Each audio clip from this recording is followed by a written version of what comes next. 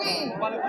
हमारी खुशियाँ में अवाम हमेशा हमारे साथ खड़े रहे और अब आपके साथ वैसे ही खड़े होंगे।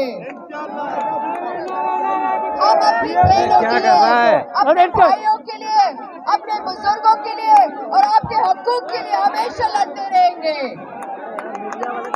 हमने दिल की बीमारी के लिए NIC भी नहीं बनाया।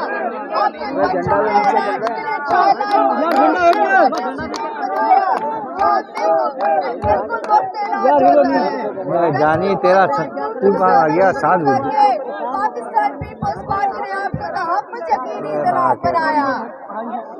हमने के लिए पीपल्स बस सर्विस और औरतों के लिए पिंक बस सर्विस शुरू की।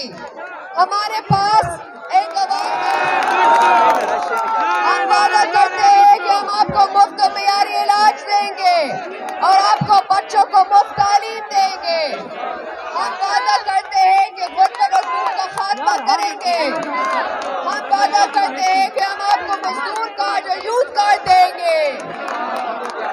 हम वादा करते हैं कि हम आपको 30 लाख घर बनाएंगे, कच्ची आबादी को रेगुलराइज करेंगे और मालिकाना हुकूक भी देंगे।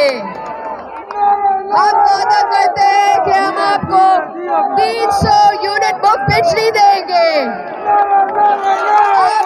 आपने वादा करना है, हाथ उठाकर वादा करो मेरे साथ।